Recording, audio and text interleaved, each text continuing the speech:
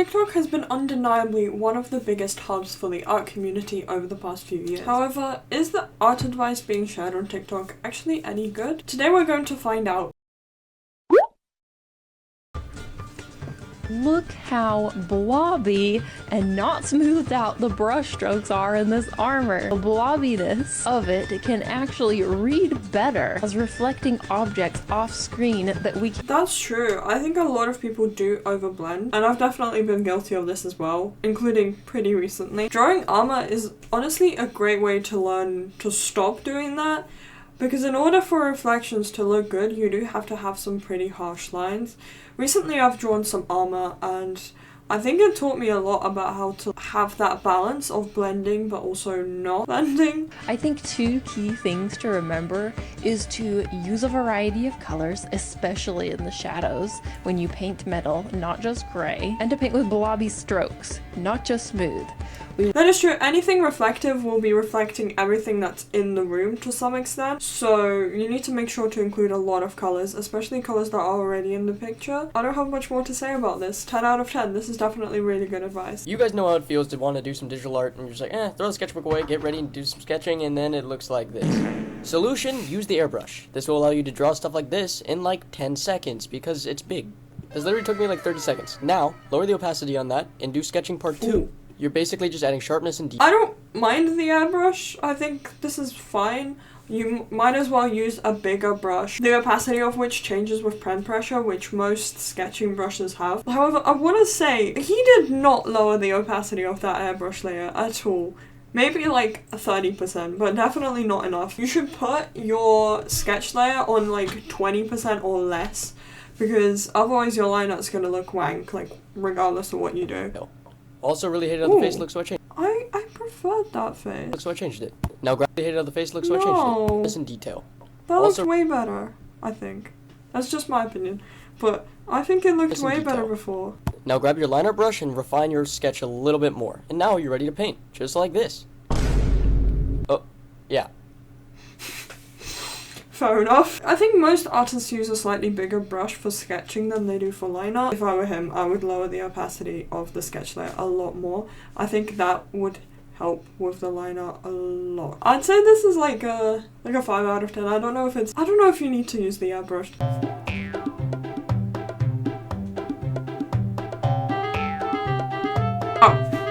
I was just vibing to the music.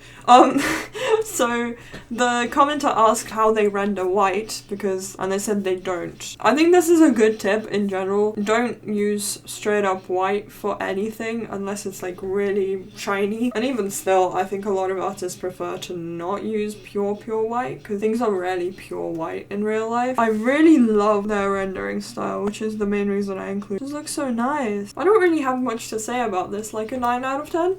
It's pretty good. Ooh. I only use HB pencil for my sketches. I love when people use like base Procreate brushes, because I'm not going off TikTok then finding the brush pack. I use the same brush for everything, but we're gonna talk about that a bit later.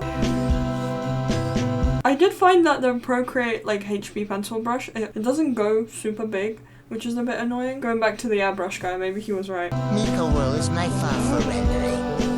I render on the same layer as my sketch. HB pencil again for additional details. Very nice. For final touch. I love the dot brush. It looks so nice. Oh, I liked this tutorial, but it is specific to their style, so I'd say like an 8 out of 10. Do you notice what all of these have in common? The head. Why does everyone have helmet heads? If you are going through the same struggle as I did, watch this video and let's improve. Everyone tells you to use this classic anime head guideline with the circle. I mean, it's not that different, but let me show you my way of doing it that guarantees correct proportions. Instead of circles, I use ovals. And create the neck from around the middle of the eyes. Depending on the person you're drawing, bigger weight means wider neck and vice versa. When you're drawing anime characters, this top part will be where the hair starts flowing down from, especially for the classic anime bangs. Now let's redraw this one with the technique I've just shown you. And also, since this pose is slightly facing to the side, the neck should start from under the ear. I don't know about the chin, it's a bit long. And we're done. It's cute. Yeah, I'd say like a... Ooh. Yeah, like an 8 out of 10. I mean, you can still mess up with the oval, but it does look good. It definitely looks better. Oh no. I never understood what this feature was for. I don't know if they needed to use a picture of lace for that, because it does just look a bit like crocodile skin or like any kind of texture. But that's definitely a cool technique. I've never really thought about using that. What is it called? Like a copy brush? Yeah, like a 7 out of 10. Definitely novel. How to draw hair like this. Ooh. That's beautiful. First, get your base. That's already Choose your way base better than I could do. That looks so nice. color and paint it. Add a layer set to multiply and paint. Now, create an add a layer and add the highlights on the multiply layer. Paint the color that will be the hair. Create a layer set to color burn.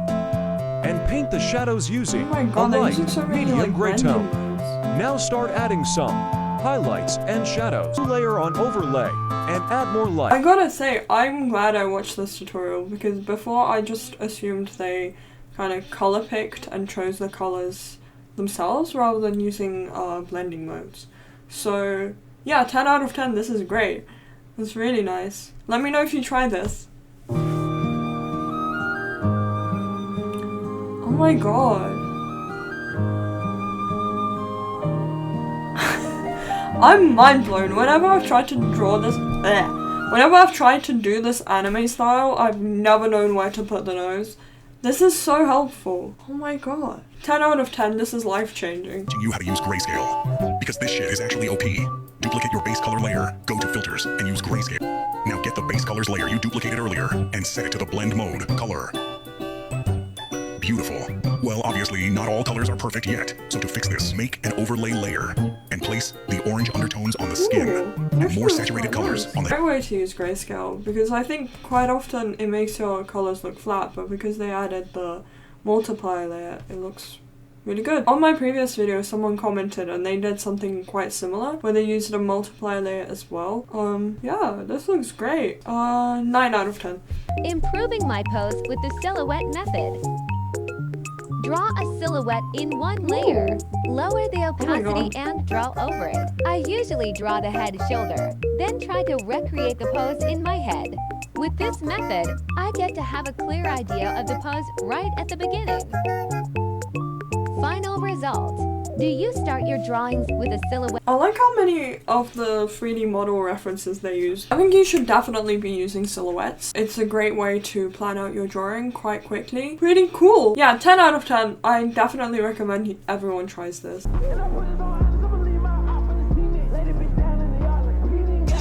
This is kind of similar.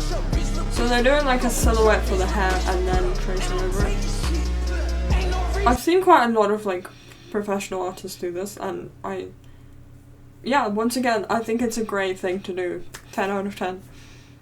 Let me show you how I color. Ooh. I use a gray background. Helps me see the What is values that better. brush? Start with base colors. I use to default brushes in Ibis Paint X, adjusting the settings in Color Oh Dynamics. my god. I noticed that like recently on TikTok, people have been obsessed with like adding a lot more color into their art, which I love, because I love drawing really colorful things. I often turn off the colors while painting.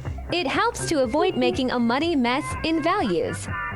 Using blending modes to make the colors warmer and more harmonious. I was gonna say they're using a lot of like filters and things like that, but they render on top of that. That's so interesting. I always skip this step and just go straight to rendering. I think this is very good. This is very good information. I should learn. Yeah, 10 out of 10. This is great.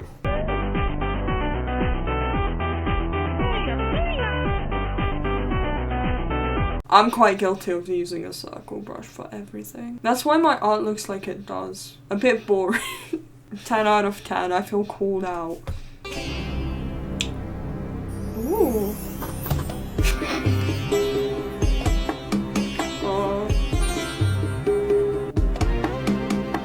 I love I show speed, he's so funny. Yeah, I'm sure they know what they're doing. Concludes everything I had for you guys today. Thank you so much for watching and hope to see you in the next one. Bye bye!